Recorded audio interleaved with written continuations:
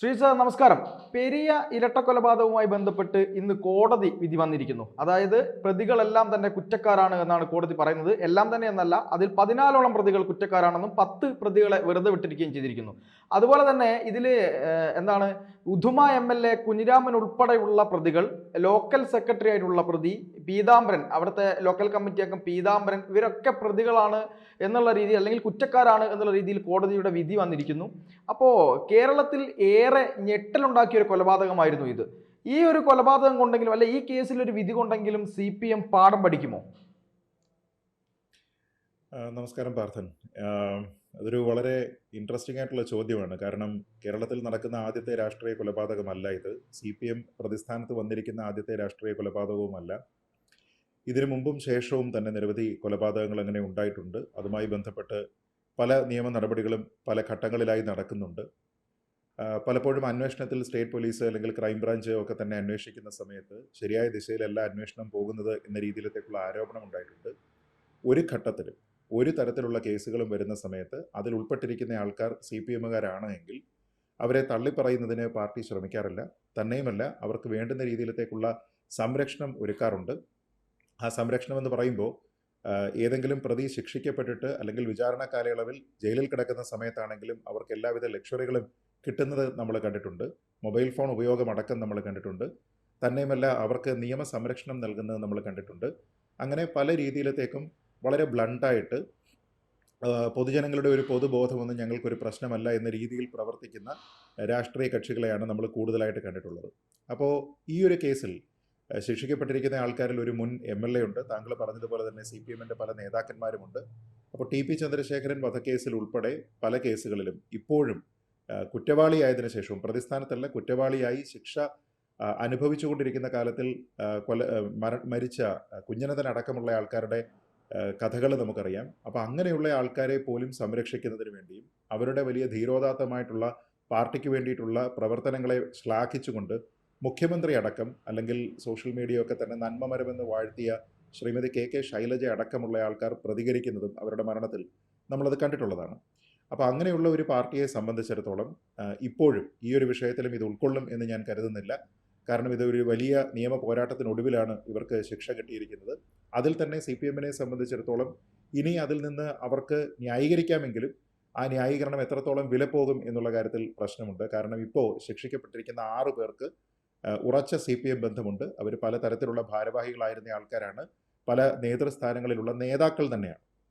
അപ്പോൾ അങ്ങനെയുള്ള ആൾക്കാർ ഇതിൽ കുറ്റകൃത്യത്തിൽ ഉൾപ്പെട്ടിരിക്കുന്ന ആൾക്കാർ, അല്ലെങ്കിൽ തെളിവ് നശിപ്പിക്കുന്നതിനോ അല്ലെങ്കിൽ മറ്റു കാര്യങ്ങൾക്കോ ഒക്കെ വേണ്ടി ഉൾപ്പെട്ടിരിക്കുന്ന പ്രതികൾക്ക് സംരക്ഷണം ഒരുക്കുക ഉൾപ്പെടെയുള്ള കാര്യങ്ങളിലൊക്കെ തന്നെ കുറ്റം തെളിഞ്ഞിരിക്കുന്ന ആൾക്കാരാണ്. ഇപ്പോൾ ശിക്ഷാ നടപടിയൊക്കെ തന്നെ ഇനി വരാൻ പോകുന്നതേ ഉള്ളൂ. പക്ഷേ CPMനെ സംബന്ധിച്ചിടത്തോളം ഇത് ഇവരുടെ ഭാഗത്തു നിന്നുള്ള ഒരു കുറ്റമാണെന്നോ ആസൂത്രിതമായിട്ടുള്ള കൊലപാതകമാണെന്നോ പറയില്ല. ഞാൻ കരുതുന്നത് അറ്റ് ബെസ്റ്റ് അവർക്ക് പറയാൻ കഴിയുന്നത് ഒരുപക്ഷെ വ്യക്തിപരമായിട്ടുള്ള എന്തെങ്കിലും വിരോധമാണ് എന്ന രീതിയിലത്തേക്കാവും. അല്ലാതെ ഇത് പാർട്ടി ഓർക്കസ്ട്രേറ്റ് ചെയ്തിരുന്ന ഒരു കൊലപാതകമാണ് എന്ന് പറയുന്ന സാഹചര്യം തന്നെ ഉണ്ട് എന്ന് തോന്നുന്നില്ല. കാരണം ഇത് മാത്രമല്ല, നമ്മൾ നേരത്തെ തന്നെ കേട്ടിട്ടുള്ള ഷുഹൈബ്, ഷുക്കൂർ തുടങ്ങി ഒരുപാട് ആൾക്കാരുടെ കൊലപാതകവുമായി ബന്ധപ്പെട്ട് നമ്മൾ ഇതേ കാര്യങ്ങൾ കേട്ടിട്ടുണ്ട്. ആ കാര്യങ്ങളിലെല്ലാം തന്നെ CPMന്റെ പല ഉന്നത സ്ഥാനീയരായിട്ടുള്ള നേതാക്കന്മാരുമായി ബന്ധപ്പെട്ട ചർച്ചകൾ ഉണ്ടായിട്ടുണ്ട്. അവരുടെയൊക്കെ പേരുവിവരങ്ങൾ നമ്മളിതിൽ കേട്ടിട്ടുണ്ട്. പക്ഷെ അതിനെ ഒന്നും തന്നെ ഒരു സമയത്തും ഉൾക്കൊള്ളുന്നതിനോ അംഗീകരിക്കുന്നതിനോ അതൊരു തെറ്റായിപ്പോയി എന്ന് പറയുന്നതിനോ CPM ശ്രമിച്ചിട്ടില്ല. അപ്പോൾ അത് ശ്രമിക്കാത്ത CPMനെ സംബന്ധിച്ചിടത്തോളം ശരത് ലാൽ കൃപേഷ് വധത്തിലും ആ രീതിയിൽ തന്നെയാണ് അവരുടെ പ്രതികരണം ഞാൻ പ്രതീക്ഷിക്കുന്നത്. അല്ലാതെ മറ്റു രീതിയിലത്തേക്കുള്ള ഒരു രാഷ്ട്രീയ ധാർമ്മികതയൊന്നും അവരുടെ ഭാഗത്തു നിന്ന് ഉണ്ടാകുമെന്ന് ഞാൻ കരുതുന്നില്ല. പ്രത്യേകിച്ച് ഇനി ലോക്കൽ ബോഡി ഇലക്ഷൻസ് വരാനിരിക്കുന്നു. അടുത്ത വർഷം തന്നെ, അതായത് 2026 ആകുമ്പോഴേക്കും നമുക്ക് നിയമസഭാ തെരഞ്ഞെടുപ്പും ഉണ്ടാകും. അപ്പോൾ ഒരു കുറ്റസമ്മതം അവരുടെ ഭാഗത്തു നിന്ന് ഉണ്ടാകുമെന്ന് എനിക്ക് തോന്നുന്നില്ല. ഞാൻ നേരത്തെ പറഞ്ഞതുപോലെ രാഷ്ട്രീയതരമായിട്ടുള്ള കാരണങ്ങളാൽ, വ്യക്തിവിരോധങ്ങളാൽ ഒക്കെ തന്നെയാണ് ഇത് ഉണ്ടായിരിക്കുന്നത് എന്ന രീതിയിലത്തേക്ക് പറയാനുള്ള സാധ്യത വളരെ കൂടുതലാണ്. അതല്ല എങ്കിൽ ഇവരെയൊക്കെ തന്നെ തെറ്റായ രീതിയിലാണ് പ്രതി ചേർത്തിരുന്നത് എന്നും തെറ്റായിട്ടുള്ള തെളിവുകളാണ് കൊടുത്തത് എന്നും ഒക്കെ വേണമെങ്കിൽ അവർ പറഞ്ഞെന്നിരിക്കും. കാരണം CBI ആണ് ഈ വിഷയം അന്വേഷിച്ചത്. അത് ലോക്കൽ പോലീസ് അല്ല, ക്രൈംബ്രാഞ്ച് അല്ല.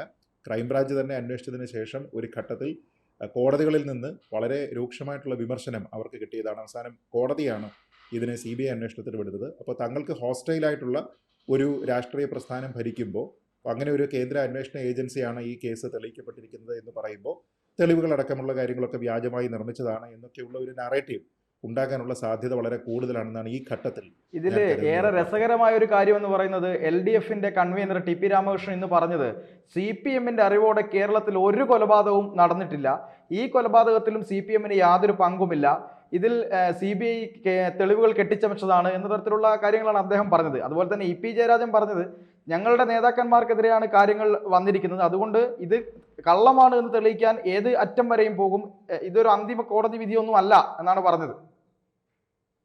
അത് തന്നെയാണ്. അതേ നറേറ്റീവ് തുടർന്നും പോകുമെന്നാണ് ഞാൻ കരുതുന്നത്. ഏതെങ്കിലും ഒരു പബ്ലിക് പ്രഷറിന്റെ പേരിലോ ഒരു പൊതുജന അഭിപ്രായ രൂപീകരണത്തിന്റെ പേരിലോ അവരിപ്പോൾ സ്വീകരിച്ചിരിക്കുന്ന ഈ നിലപാട് തിരുത്തുമെന്ന് ഞാൻ കരുതുന്നില്ല. നമുക്കതിന് ഐൻസ്റ്റൈൻ്റെ IQ ഒന്നും ആവശ്യമില്ല. CPM മുമ്പുള്ള ഇത്തരത്തിലുള്ള ആരോപണങ്ങൾ ഉണ്ടാകുന്ന സമയത്ത്, ആ ആരോപണങ്ങൾ തെളിവുകളായ സമയത്ത്, ആ തെളിവുകളുടെ അടിസ്ഥാനത്തിൽ കുറ്റവാളികളെ തന്നെ ഇവിടെ കോടതി കണ്ടെത്തി ശിക്ഷിച്ചിരുന്ന സമയത്തൊന്നും തന്നെ ഇത് ഉൾക്കൊള്ളുന്നതിനും അംഗീകരിക്കുന്നതിനും CPM തയ്യാറായിട്ടില്ല. അങ്ങനെ തയ്യാറാകാത്ത ഒരു പാർട്ടിയെ സംബന്ധിച്ചിടത്തോളം പൊതുജനത്തിൻ്റെ ഒരു പൊതുബോധത്തിനെ വളരെയധികം സാരമായി ബാധിച്ച ഒരു കൊലപാതകത്തിൻ്റെ ഉത്തരവാദിത്ത സ്ഥാനത്ത് അവരുടെ നേതാക്കളെ പ്രതിഷ്ഠിക്കാനായിട്ട് അവരാഗ്രഹിക്കുമെന്ന് ഞാൻ കരുതുന്നില്ല. കാരണം ഒരു സീസൺഡ് ആയിട്ടുള്ള പൊളിറ്റീഷ്യൻ എന്ന രീതിയിലൊന്നും അറിയപ്പെട്ടിരുന്ന ആൾക്കാരല്ല. വളരെ യങ് ആയിട്ടുള്ള ചെറുപ്പക്കാരായിട്ടുള്ള രാഷ്ട്രീയ പ്രവർത്തകരായിരുന്നു ശരത്ലാലും കൃപേഷും. ഒരുപക്ഷെ അവരെ സംബന്ധിച്ചിടത്തോളം ജീവിതമായാലും വ്യക്തിജീവിതമായാലും രാഷ്ട്രീയ ജീവിതമായാലും ഒക്കെ തന്നെ ഒരുപക്ഷെ അവർ തുടങ്ങിയിട്ടേ ഉണ്ടായിരുന്നുള്ളൂ. വളരെ ചെറിയ പ്രായമാണ്. അപ്പോൾ അങ്ങനെയുള്ള ആൾക്കാരെ വലിയ രാഷ്ട്രീയ പ്രതിയോഗികൾ പോലും അല്ലാതിരിക്കുന്ന വലിയ ഭാവിയുള്ള രാഷ്ട്രീയ പ്രവർത്തകരെ ഈ രീതിയിലത്തേക്ക് നശിപ്പിക്കുക, അവരെ ഇല്ലാതെയാക്കുക എന്ന രീതിയിലത്തേക്കൊക്കെ പ്രവർത്തിച്ചിരുന്നപ്പോൾ ഈ വാർത്ത വന്നിരുന്ന സമയത്ത് തന്നെ നമ്മൾ കണ്ടതാണ്. രാഷ്ട്രീയേതരമായി കേരളത്തിൻ്റെ പൊതുബോധം ആ കുട്ടികളോട് അവരുടെ കുടുംബത്തിനോട് ഒക്കെ തന്നെയായിരുന്നു. അതിപ്പോൾ കോൺഗ്രസ്സുകാരായിട്ടുള്ള ആൾക്കാർക്ക് മാത്രമല്ല, മനസാക്ഷിയുള്ള ഏതൊരു വ്യക്തിക്കും ആ ഒരു കൊലപാതകം എന്ന് പറയുന്നതിനെ വിമർശിക്കുന്നതിന് മാത്രമേ കഴിയുകയുള്ളൂ. കാരണം ഇത് നേരത്തെ പറഞ്ഞതുപോലെ രാഷ്ട്രീയമായിട്ടുള്ള എന്തെങ്കിലും രീതിയിലത്തേക്കുള്ള കൊടുക്കൽ വാങ്ങലുകൾ, ഗിവ് ആൻഡ് ടേക്ക് എന്നൊക്കെ പറയുന്നതൊക്കെ തന്നെ എത്ര രൂക്ഷമായിട്ടാണ് എങ്കിൽ പോലും അത് ആശയത്തിൻ്റെ പേരിലായിരിക്കണം. ഇവിടെ ആയുധമാണ് സ്വീകരിച്ചത്. ഒരാൾ അവിടെ വെച്ച് സംഭവ സ്ഥലത്ത് തന്നെ വെച്ച് മരണപ്പെടുകയാണ് ഉണ്ടായത്. മറ്റൊരാൾ ആശുപത്രിയിലേക്ക് പോകുന്ന സമയത്തും, അപ്പോൾ അവരെ ആശുപത്രിയിൽ എത്തിക്കുന്നതിനോ ചികിത്സ നൽകുന്നതിനോ പോലും കഴിയാത്ത രീതിയിൽ ഒരു പ്രത്യേക സമയം തിരഞ്ഞെടുത്ത് അവരെ വധിക്കുക എന്ന ഉദ്ദേശത്തോടു കൂടി അവരെ വെട്ടി പരിക്കേൽപ്പിക്കുകയായിരുന്നു. അപ്പോൾ ആ രീതിയിലത്തേക്ക് ഒരു വലിയ കൊലപാതകം ഇവിടെ ഉണ്ടാകുന്നു. അതും ഇരട്ട കൊലപാതകമാണ്.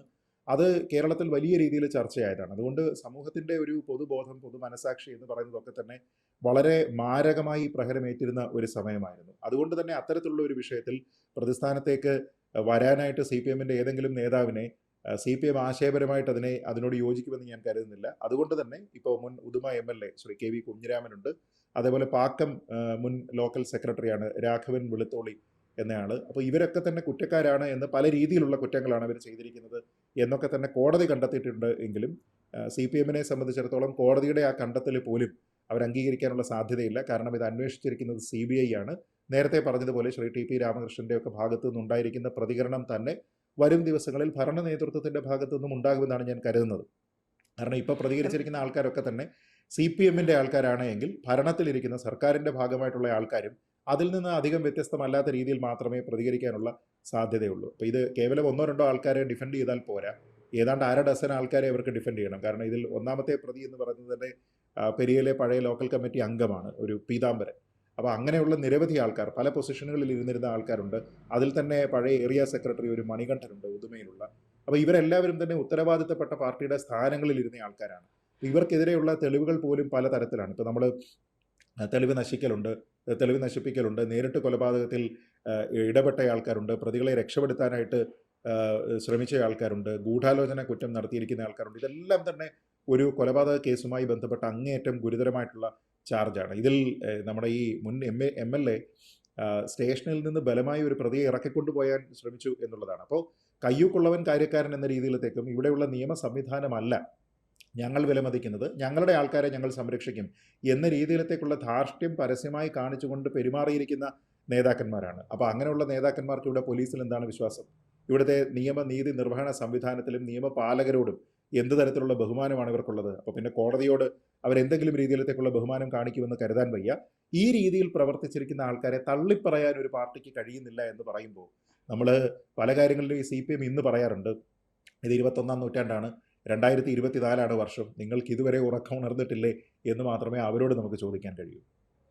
ഈ കേസിനകത്ത് എന്തായാലും നമുക്ക് അവസാനിപ്പിക്കാനുള്ള സമയമായി. അവസാനമായ ഒരു ചോദ്യം കൂടെ. ഈ കേസിനകത്ത് സർക്കാർ ചെയ്തത് ഈ CBI വരാതിരിക്കാൻ വേണ്ടി സുപ്രീം കോടതിയിൽ അഭിഭാഷകരെ വരെ വരുത്തുന്നു. കോടാനുകോടി രൂപ, അതായത് സർക്കാരിൻ്റെ തന്നെ പൈസ പ്രോസിക്യൂഷന് വേണ്ടി CBIയെ തടയുന്നതിന് വേണ്ടി സർക്കാർ ദുരുപയോഗം ചെയ്യുന്നു. ഏതൊക്കെ തരത്തിൽ പ്രതികളെ സഹായിക്കാൻ കഴിയുമോ ആ തരത്തിലെല്ലാം സഹായിച്ചുകൊണ്ട് സർക്കാർ നിന്നെങ്കിലും പക്ഷേ നീതിന്യായ വ്യവസ്ഥയുടെ കർശനമായ ഇടപെടൽ മൂലം CBI വരുന്നു. ഒടുവിൽ പ്രതികൾ അകത്തേക്ക് പോകുന്നു. എന്നിട്ട് പോലും CPM-ന് ഈ കാര്യത്തിൽ ഒരു ജാള്യതയുമില്ല എന്നുള്ളതാണ് നമ്മളെയൊക്കെ അത്ഭുതപ്പെടുത്തുന്നത്. അല്ല, നിശ്ചയമായും നമ്മൾ ഇതിലൊന്ന് ആലോചിച്ച് നോക്കിക്കഴിഞ്ഞാൽ ഇതിൽ പ്രതികളെ രക്ഷപ്പെടാൻ വേണ്ടി സഹായിച്ച ആൾക്കാരുണ്ട്, തെളിവ് നശിപ്പിക്കലിന് വേണ്ടി ശ്രമിച്ച ആൾക്കാരുണ്ട്, നമ്മളിപ്പോൾ പറഞ്ഞതുപോലെ ഗൂഢാലോചന നടത്തിയിരിക്കുന്ന ആൾക്കാരുണ്ട്. സത്യം പറഞ്ഞാൽ ഈ പ്രതികളെ രക്ഷപ്പെടുത്തുന്നതിന് വേണ്ടിയിട്ടല്ലേ സർക്കാർ ശ്രമിച്ചത് എന്ന് ആലോചിച്ച് നോക്കൂ. സർക്കാർ അവിടെ എന്തായിരുന്നു ശ്രമിക്കേണ്ടത്? നമ്മുടെ സ്റ്റേറ്റാണ് എപ്പോഴും ഒരു ആപത്തുണ്ടായിരിക്കുന്ന ആളിനോടൊപ്പം തന്നെ നിൽക്കേണ്ടത്. പ്രോസിക്യൂഷൻ അവരോടൊപ്പം തന്നെ ആ രീതിയിൽ നിൽക്കണം, സർക്കാർ അവരോടൊപ്പം നിൽക്കണം. പക്ഷേ ഇവിടെ പലപ്പോഴും മുന്തിയ അഭിഭാഷകരെ ഇത്തരത്തിലുള്ള പല കേസുകളിലും കൊണ്ടുവന്ന് ഈ പ്രതികളോടൊപ്പം ചേർന്ന് നിൽക്കുന്നതിന് വേണ്ടി ഇവർ കൂടി ശ്രമിക്കുക എന്നത് എത്രത്തോളം അധമമായിട്ടുള്ള ഒരു പ്രവൃത്തിയാണ് എന്നുള്ളത് ആലോചിച്ച് നോക്കുക. അപ്പോൾ അങ്ങനെ പണമെറിഞ്ഞ് അങ്ങനെ ആൾക്കാരെ കൊണ്ടുവന്ന് ഈ തെളിവുകളെയൊക്കെ തന്നെ റെഫ്യൂട്ട് ചെയ്യാനായിട്ട് ശ്രമിച്ചിട്ട് ഇതൊന്നും തന്നെ വില പോകാതെ അവസാനം ഒരു വിധി വരുമ്പോൾ ആ വിധിയെയും അംഗീകരിക്കാതെ ഇതിനെതിരെ എവിടെ വരെ പോകണമെങ്കിലും പോകും എന്ന് പറഞ്ഞുകൊണ്ട് നിൽക്കുന്ന ഒരു പാർട്ടി. അതിനോടൊപ്പം തന്നെ പറയേണ്ടത് പലതരത്തിലുള്ള ന്യായങ്ങളാണ് ഈ പ്രതികൾ അവസാനം കോടതിയിൽ പറഞ്ഞത്. ഒന്ന് ആലോചിച്ച് നോക്കുക, എത്ര പരിഹാസ്യമായിട്ടുള്ള കാര്യമാണ്. കുടുംബ പ്രാരാബ്ധം പറഞ്ഞ ആൾക്കാരുണ്ട്, പ്രായമായ മാതാപിതാക്കളാണ് വീട്ടിലുള്ളത്, അതുകൊണ്ട് ഞങ്ങൾക്ക് ശിക്ഷയിൽ ഇളവ് വേണം എന്ന് പറഞ്ഞ ആൾക്കാരുണ്ട്, ചെറിയ കുട്ടികളുണ്ട് എന്ന് പറഞ്ഞവരുണ്ട്, 6 കൊല്ലമായിട്ട് അമ്മയെ കണ്ടിട്ടില്ല എന്ന് പറയുന്ന ആൾക്കാരുണ്ട്, വീട്ടുകാരെ കാണണം, ഈ നഴ്സറി കുട്ടികൾ പറയുന്ന പോലെ അമ്മയെ കാണണം, അമ്മയുടെ രോഗാവസ്ഥ എന്നൊക്കെ പറഞ്ഞുകൊണ്ട് നിൽക്കുന്നത് ആരാണ്? ഈ പ്രതികളാണ്. അപ്പോൾ ഈ മരിച്ച ശരത്തിന്, കൃപേഷിന് ഇവർക്കാർക്കും വീട്ടിലാരും ഉണ്ടായിരുന്നില്ലേ? ഇവർക്ക് മാതാപിതാക്കൾ ഉണ്ടായിരുന്നില്ലേ? അവരുടെ മാതാപിതാക്കളുടെ പ്രായമായ അവസ്ഥയിൽ അവർക്ക് താങ്ങായി നിൽക്കേണ്ടിയിരുന്നത് ഇവരായിരുന്നില്ലേ? കുടുംബ പ്രാരാബ്ധം എന്ന രീതിയിലത്തേക്ക് പോലും ചിന്തിക്കാൻ കഴിയാതിരുന്ന ഒരു പ്രായത്തിലേക്ക് തന്നെ അവരെ ഇല്ലാതാക്കിയില്ലേ? അപ്പോൾ ആ മരിച്ച ആൾക്കാർക്കും അവകാശം ഉണ്ടായിരുന്നില്ലേ? അവർക്കും ഇവിടെ നീതിപൂർവ്വം മാന്യമായി അന്തസ്സോടുകൂടി ജീവിക്കാനുള്ള ഒരു അവകാശം ഉണ്ടായിരുന്നില്ലേ? അതിനെ ഹനിച്ചതിന് ശേഷം ഞങ്ങൾക്കിതാ ഇന്ന അവകാശങ്ങൾ നൽകണം, ഞങ്ങളുടെ ഇന്ന കാര്യങ്ങൾ മാനുഷികമായി പരിഗണിക്കണം എന്നൊക്കെ പറഞ്ഞിട്ട് ഈ പ്രതികൾ, ഈ കുറ്റവാളികളൊക്കെ വരിക എന്ന് പറയുന്നത് അങ്ങേയറ്റം അപഹാസ്യമായിട്ടുള്ള കാര്യമാണ്. കോടതി അതൊന്നും തന്നെ മുഖവിലേക്ക് എടുക്കുമെന്ന് ഞാൻ കരുതുന്നുമില്ല. കാരണം വളരെ ഹാർഷായിട്ട് തന്നെയാണ് കോടതി അതിനെ കണ്ടിട്ടുള്ളത്. അത്ര നല്ല രീതിയിൽ എനിക്ക് തോന്നുന്നു CBI ആ ഒരു കേസ് അന്വേഷണം പൂർത്തീകരിച്ചിട്ടുമുണ്ട്. അതുകൊണ്ട് ഉചിതമായ ശിക്ഷ, നേരിട്ട് കൊലപാതകത്തിൽ ഉൾപ്പെട്ടിരിക്കുന്ന ആൾക്കാർക്കും ആ പ്രതികളെ സംരക്ഷിക്കുന്നതിന് വേണ്ടി ഗൂഢാലോചനയിൽ പങ്കെടുത്ത, ഇങ്ങനെയുള്ള തെളിവ് നശിപ്പിക്കുന്നതിന് വേണ്ടിയിട്ട് ശ്രമിച്ച ആൾക്കാരെ, ഇവർക്ക് എല്ലാവർക്കും തന്നെ ഈ സമൂഹത്തിൽ ഇനിയും ഇത്തരത്തിലുള്ള കാര്യങ്ങൾ ഉണ്ടാകില്ല എന്ന് ഉറപ്പിക്കുന്ന രീതിയിലത്തേക്ക് മാതൃകാപരമായിട്ടുള്ള ശിക്ഷ തന്നെ ഉണ്ടാകും എന്നുള്ളതാണ് പ്രതീക്ഷ. എന്തായാലും ജനങ്ങൾ ഇതെല്ലാം കാണുന്നുണ്ട്. ഇതെല്ലാം തിരിച്ചറിഞ്ഞ നീതിന്യായ വ്യവസ്ഥയുടെ ഭാഗത്തു നിന്ന്, കോടതിയുടെ ഭാഗത്തു നിന്ന് പ്രതികൾക്ക് കിട്ടാവുന്നതിൽ വെച്ച് ഏറ്റവും നല്ല ശിക്ഷ തന്നെ ലഭിക്കുമെന്നാണ് പൊതുസമൂഹത്തിന്റെ ആവശ്യവും. അത് തന്നെ സംഭവിക്കുമെന്ന് നമുക്ക് പ്രതീക്ഷിക്കാം. എന്തായാലും ഈ ചർച്ചയിൽ പങ്കെടുത്തതിന് ഒരുപാട് നന്ദി. കൂടുതൽ വാർത്തകളും വിശേഷങ്ങളും നിങ്ങളിലേക്ക് എത്താൻ ABC മലയാളം സബ്സ്ക്രൈബ് ചെയ്യുക, ബെൽ ബട്ടണും അമർത്തുക.